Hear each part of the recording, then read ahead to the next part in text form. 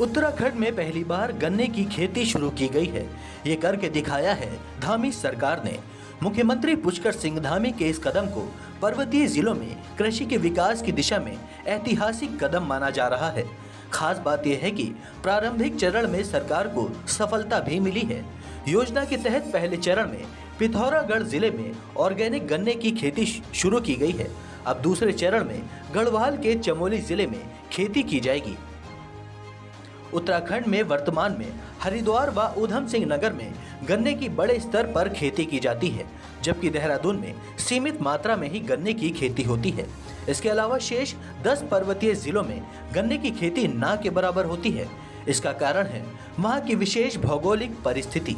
पर्वतीय जिलों में भूमि ढालदार होती है, जिसके कारण खेतों का आकार सीढ़ी नुमा होता है।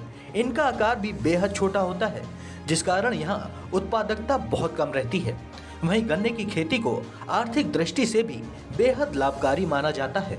धामी सरकार पेराई सत्र के दौरान ही किसानों को भुगतान कर रही है।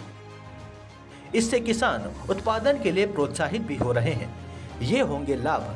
धामी सरकार ने राज्य में चीनी उत्पादन को बढ़ाने का निर्णय लिया है, जिसके तहत राज्य की चीनी मिलों के आधुनिकीकरण के लिए 25 करोड़ रुपए की धनराशि भी जारी की गई है। गन्ने को प्रोत्साहन देने से राज्य चीनी की आवश्यकता को भी पूरा करने के साथ निर्यात भी कर सकेगा। गन्ने की देखरेख भी आसान होती है और पर्वतीय क्षेत्रों में ये सफल जंगली पशु व पक्षियों से भी अन्य फसलों की तुलना में काफ़ी सुरक्षित होती है। ऑर्गेनिक गन्ने के उत्पादन से चीनी की गुणवत्ता में भी सुधार होगा और ऑर्गेनिक खेती को भी प्रोत्साहन मिलेगा। किसानों को गन्ने का उचित मूल्य मिलेगा, जिससे किसानों की आर्थिकी में बड़ा सुधार हो सकेगा। वहीं गांवों में कृषि छोड़ रहे लोग खेती को प्रोत्साहित होंगे, जिससे पलायन भी थमेगा।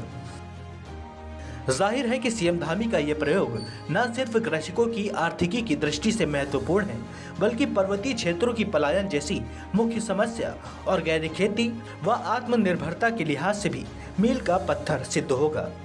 Desk report, Dastak times.